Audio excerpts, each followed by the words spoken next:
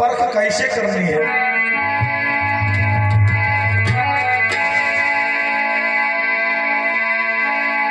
पति की परख पत्नी की बीमारी में। जब आप बीमार हो, सुनो बहना, जब आप बीमार हो, टेबल डालो इसमें थोड़ा। जब आप बीमार हो जाए, आपका पति कंधे से कंधा लगा करके खड़ा रहे, चिंता मत करना, आपका इलाज कराए ईमानदारी से, आपके पीछे दौड़ा दौड़ा घूमे, तो समझ लेना पति नहीं परमेश्वर है। पति की परख पत्नी की बीमारी में, और पत्नी की परख पत्नी की परख पति की गरीबी लाचारी में। जब पति के ऊपर बुरा वक्त आए, आपकी पत्नी आपके साथ में खड़ी रहे, स्वामी ओ स्वामी आप चिंता मत करना, मैं हूं ना, पेड़ के नीचे गुजर बसर कर लूंगी, पेड़ के नीचे कोई बात नहीं, भोजन नहीं मिलेगा, भर पेट में आधा पेट भोजन कर लूंगी, पानी पी करके पड़ी रहूंगी, आप चिंता मत करो, मैं आपके साथ हूं। अगर ऐसी किसी को पत्नी मिली है तो पत्नी नहीं दोस्तों, वो गृह लक्ष्मी है, धनवान पत्नी होनी चाहिए। देखिए मैं परख बता रहा हूं, परख अगर ऐसा माहौल है किसी के घर में, तो समझ लो वो घर घर नहीं स्वर्ग है।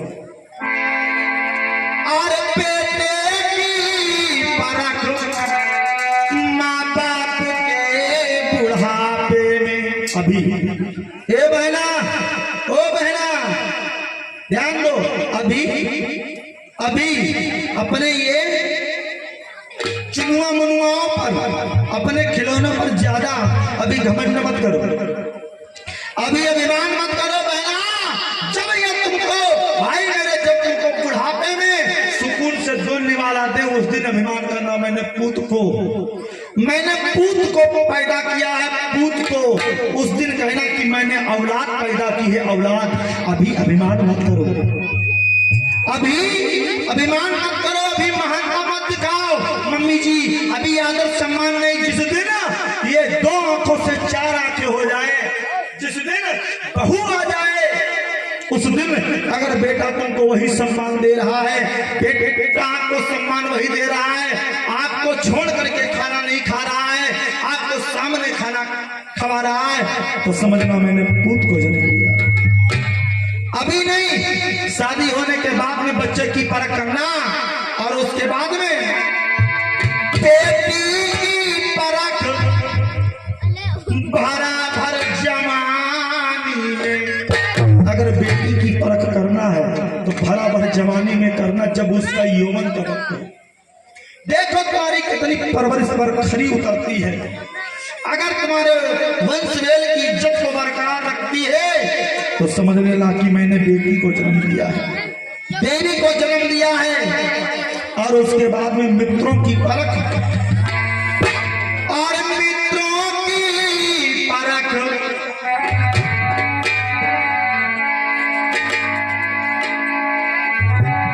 बुरा वक्त आने में, मित्रों की भी परख है बुरा वक्त आने में। अगर मित्र आपका पूरे वक्त में, आपको अगर बीमारी आ गई या कोई भी मुसीबत आ गई, आपकी शादी रुक रही है या कोई भी काम काज रुक रहा है, भाई ये लो 50,000 रुपए बगैर मांगे आपको अगर मित्र दे, आपके दुखदाई समय में खड़ा हो बगैर मांगे, तो समझ लेना कि हाँ मित्र।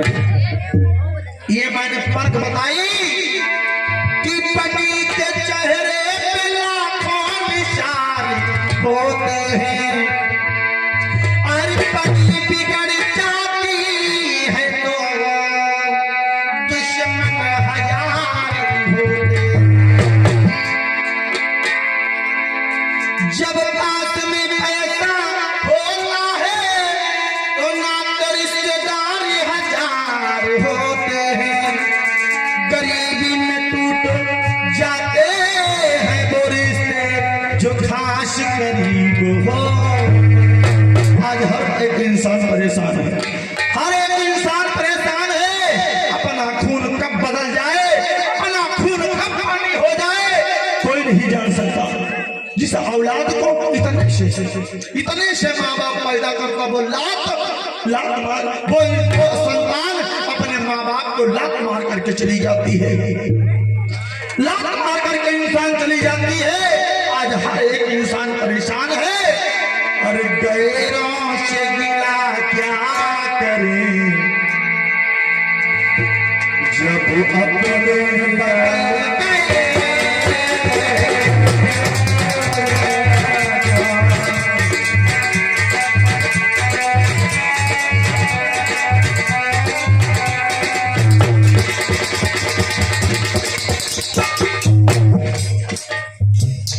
जिसको अपने मुंह करने वाला खिलाया वही औलाद माँ बाप की इज्जत को पार पार करके निकल जाती है। वही औलाद माँ बाप की परवरिश भूल जाती है। वही औलाद अपने माँ बाप के बलिदान को भूल जाती है, दूसरी धारा में बह जाती है।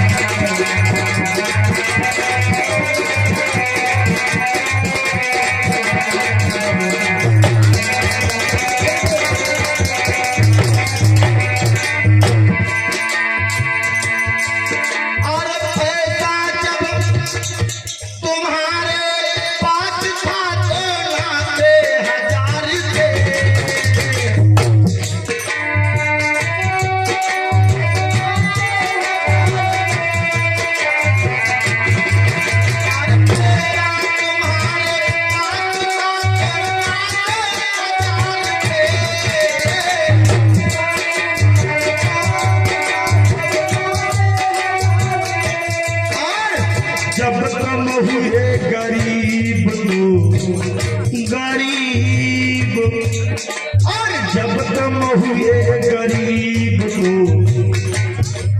ये नाते बदल गए।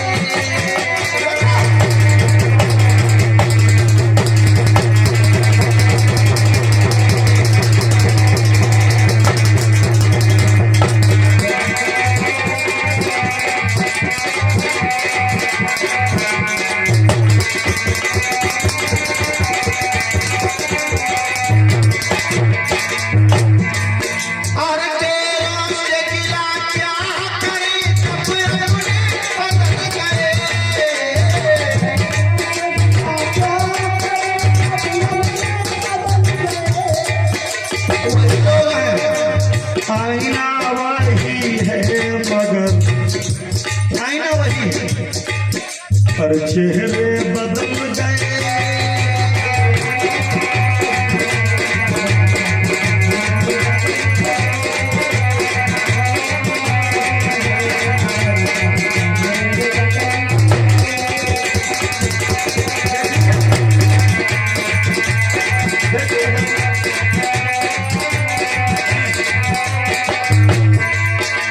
दूसरे बंद में सुनेंगे मेहंदी का रंग देखकर करिश्मा देखिए।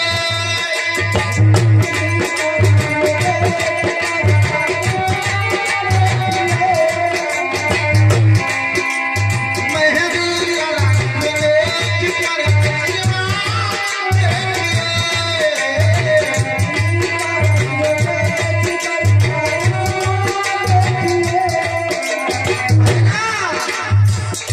अपना पेट का घर की पढ़ाया, बड़े बड़े पदों पर पहुंचाया, बड़े बड़े पदों पर पहुंचाया, अपना पेट काट काट करके पढ़ाया। वही संतान घर में बहू के आते ही, घर में बहू के आते ही ध्यान देना। अरे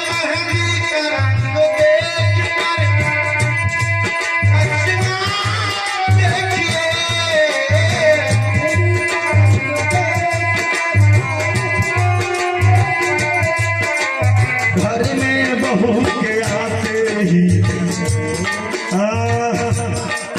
अरे घर में बहू के आते ही ये बेटे बदल गए।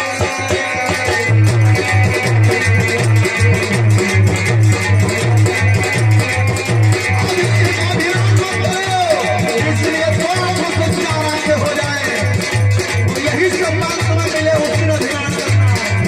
और घर में बहू के आते ही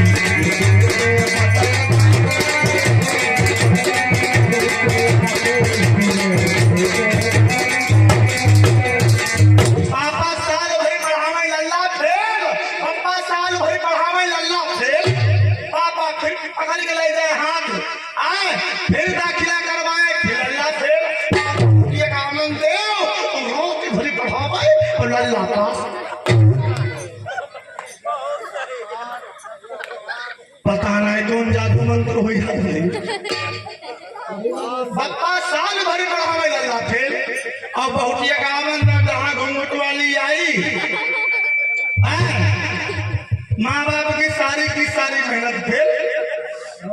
पप्पा साल भर पढ़ाएंगे, पप्पा 20 साल पढ़ाएंगे और वो फौसब फेल। और रात भर बहुटिया आई, आए पता नहीं कौन गुरु मंत्र दे दी, लल्ला पास। सवेरे क्या कहा, पापा ऐसा है भाई, ऐसा करो पापा अब बाहर 4 रुपया डाल लो। अरे जिसने एक कोठी तैयार की बाहर डाला, उसे तुम फटे कपड़े की तरह बाहर फेंक रहे हो, तुम्हें शर्म नहीं आती? फटे कपड़े की तरह उसे रिटायर कर दिया तुमने, कहा कि तुम बाहर। ये क्या है? अरे उसी का सब कुछ बनाया हुआ आशियाना, सब कुछ। कहते पापा वैसा है, एक में नहीं निपटेगी, अलग कर लो। वह इंसान कहता है, हाय रे दादा, जब बेटा पैदा हुआ ये औलाद मुझे आज तरह जो है छोड़ रही है, इस औलाद के पीछे मैंने क्या किया? हाय रे दादा, मैंने क्या किया?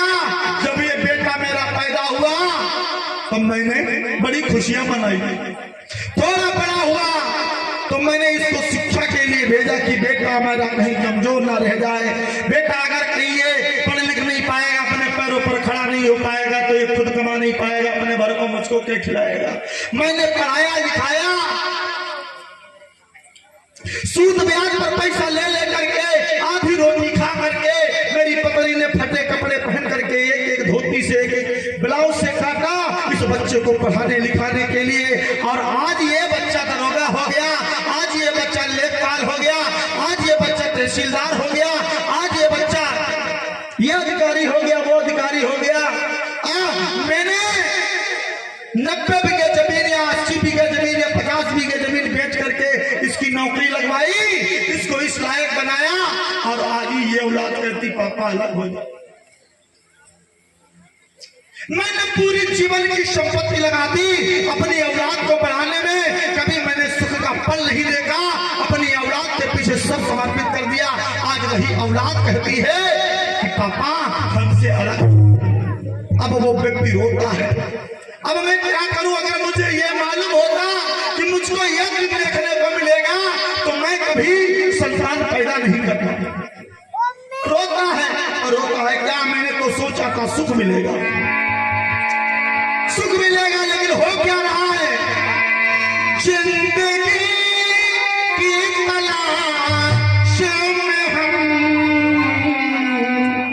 अच्छी जिंदगी की तलाश हमने की थी, पर मौत के कितने पास आ गए, पूरा जीवन लगा दिया औलाद के पीछे। लेकिन हमें नहीं मालूम था हम कैसे सफर पे जा रहे हैं। हम थे ऐसे सफर पे चले जिसकी कोई भी मंजिल ना थी। हमको ऐसे सफर पे चल रहे थे जिसकी कोई मंजिल नहीं थी। हमें मालूम होता तो औलाद पैदा नहीं करते। अब बेचारे उठ नहीं पा रहे, थूक थूक करके रख रहे हैं। चरपैया के पड़ोस में तो मालूम बहू क्या कहती है, हे भगवान, हे गुसैया ही समझ लो हम एक गाँव उठाओ फिर भज भटैया, एक गाँव उठाओ फिर भज भटैया, या कहन तक लेथन में ढोए ढोए घूमी, ऐसो कराओ अलग हुई जाओ, अलग हुई जाओ। बहुत से कहती सास से हमें ये ना कर दो, पर लड़का कसम हमें ये ना कर दो। सास कहती हाय बेटा तुम लोग अगर हमें छोड़ दोगे तो हम लोग कहाँ जाएंगे, वृद्धाश्रम चले जाओ, वृद्धाश्रम। आज अगर ये गान हो रहा तो आज वृद्धाश्रम भरे नहीं होते भाई मेरे। यही हो रहा है, जो माँ बाप अपने औलाद के पीछे इतना सब कुछ करता है, उस वही औलाद उसे लात मार देती है। भाई मेरे कहता है अलग हो जाओ, तो कहते ठीक है बिटिया पर लड़ाई मत कर। अब होता क्या है, करते रहना, इसमें फंसता कौन है, पिसता कौन है। हर एक व्यक्ति को अपने माँ बाप प्रिय होते हैं।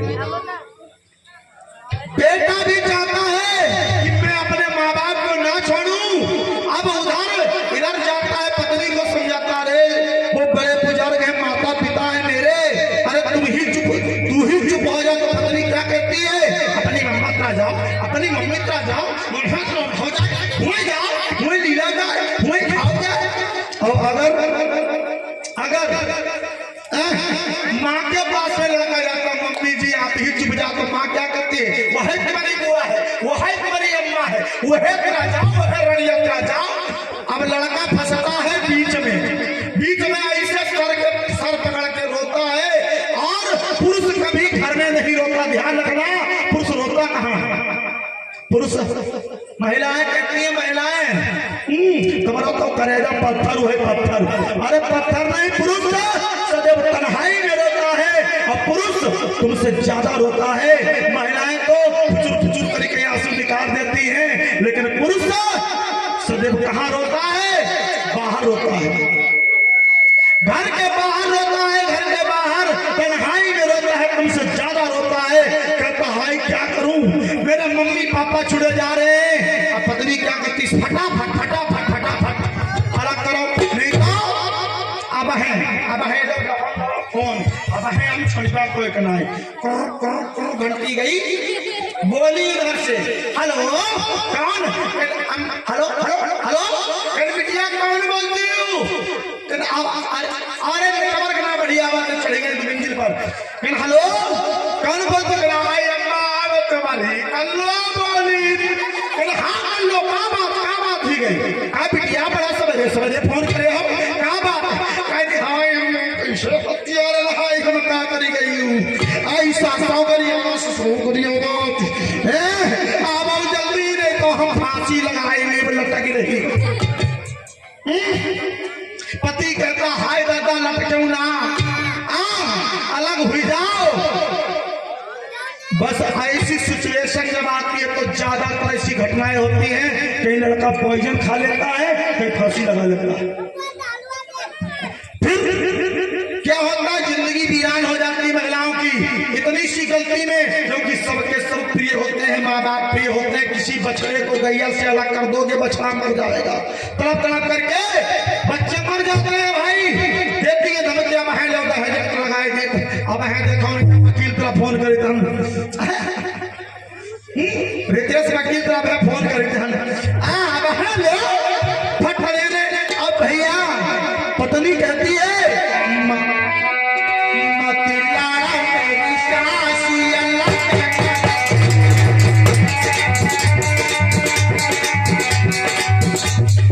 ये क्यों सुना रहा हूं आप लोगों को, आपका जीवन पढ़ा रहा हूं। ऐसी जब परिस्थिति आएगी, ऐसी मुसीबत आएगी तो आप निपटेंगे कैसे, अंत में बताऊंगा। ऐसी मुसीबत से आप निपटोगे कैसे, जिससे हर एक रिश्ता तुम्हारे आगे पीछे घूमे, बेटा भी घूमे, बहू भी घूमे, कभी तुमको घर से निकाले नहीं। अभी बताऊंगा, कोई तुम्हें नहीं निकाल पाएगा, लेकिन उसके लिए आपको कुछ करना होगा। जो हम बताएंगे वो आपको करना होगा। किसी की औकात नहीं तुमको घर से निकाल दे। पत्नी कहती है, बहू कहती है, अरे नाम ही चाहिए,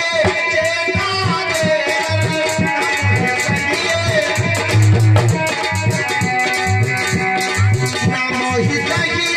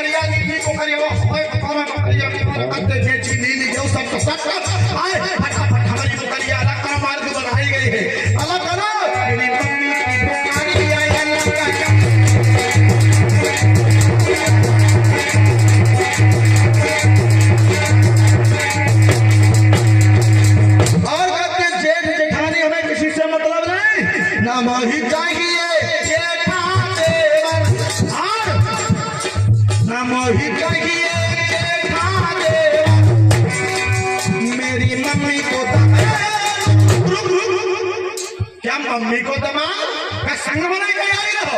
हाँ, हम अपने बेटे को नहीं अलग करेंगे तो दुनिया को अलग कर दें। कहीं ना मनती हो तो ले अब हम पूरी व्यवस्था कर दी। माँ बाप कहता है हाय कुछ भी है अलग रहो, कोई बात नहीं है। अब सुनो हमारी बात, ऐसे दुख से निपटारा कैसे होगा? ध्यान रखना भाई मेरे, कभी अपनी संतानों को अपनी पूरी संपत्ति का मालिक मत बना देना। अपनी संपत्ति का पूरी मालिक मत बना देना। अपने पूरे धन का मालिक अपने बेटे को मत बना देना। अपने पास में बुढ़ापे के लिए कुछ धन जोड़ करके रखना। और तू क्या लात मारेगा? मुझे पहले लात मार दे। जब तुम्हारे हाथ में लोई होगी, जब तुम्हारे हाथ मजबूत होंगे, जब तुम्हारे हाथ में पैसा होगा, तुम्हारे पीछे दुनिया घूमेगी, तुम्हें सलाम करेगी, तुम्हें सलूट करेगी। ध्यान रखना, अगर बुढ़ापे से अगर आपको निपटारा करना तो आज से बहना 2-2 रुपया डालना चालू कर दो। चुप्पे चुप्पे जमा करो, 10-10 रुपए जमा करो, जो कि कोई किसी का नहीं होता भाई मेरे। जब पैसा होगा तुम्हारे पास में तो दुनिया के लोग तुम्हारे पीछे घूमेंगे। एक बार डाले गए थे, मोती दिए सब निकलवा लिए।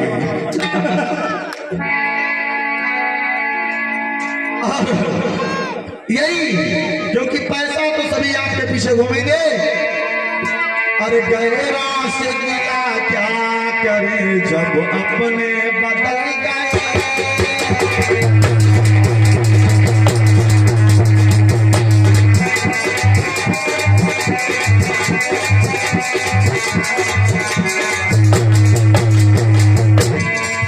अरे आईना बाही है मगर ये चेहरे बदल है